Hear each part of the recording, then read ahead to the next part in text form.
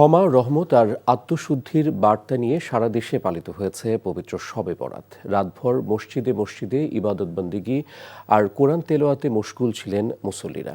অনেকেই কবর জিয়ারত করে প্রিয়জনদের রুহের মাগফিরাত কামনায় দোয়া করেছেন। বিস্তারিত জানাচ্ছেন আবির আহমেদ।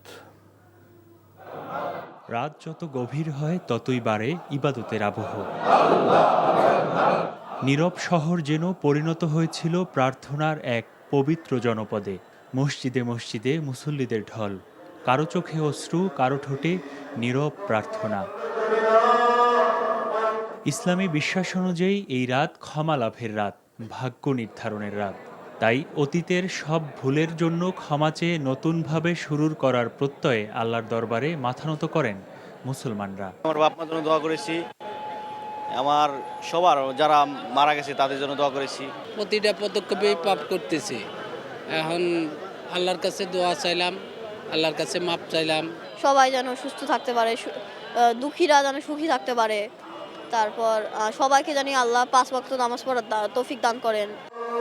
পবিত্র এই রাত যেন মাহে রমজানেরই আগমনী বার্তা। রমজানকে স্বাগত জানিয়ে ব্যক্তিগত চাওয়ার সঙ্গে বিশ্ববাসীর শান্তি কামনায় একত্রিত মুসল্লিরা। বিশ্ব মুসলিম উম্মাহ কবরবাসী হচ্ছেন বাবা আদম, মা হাওয়া থেকে শুরু করি সকলের জন্য আমাদের প্রার্থনা, আল্লাহ তাআলা যেন সবাইকে নাজাতের ফয়সালা করে দান করেন। মুসল্লি ভাইরা আসছে, সবাই যাতে একটা উদ্দেশ্যে আসছে, যাতে তারা ক্ষমা প্রার্থী সবাই। শুধু মসজিদে নয়, কবরস্থানেও ছিল মানুষের নীরব উপস্থিতি। প্রিয়জন হারানোর বেদনা আর স্মৃতিকে সঙ্গে নিয়ে তাদের জন্য দোয়া করেন স্বজনরা। শবে বরাত মানেই ভাগাভাগি করে নেওয়ার আনন্দ। দরিদ্র ও অসহায় মানুষের হাতে মানবতার এক নীরব উৎসব যেন ছড়িয়ে পড়ে চারদিকে।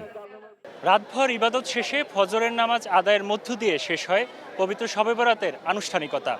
মুসলমানদের বিশ্বাস, এই রাতের ইবাদত সবার মাঝে বয়ে আনবে শান্তি, কল্যাণ ও ক্ষমার বার্তা। আবির আহমেদ, এনটিভি নিউজ, ঢাকা।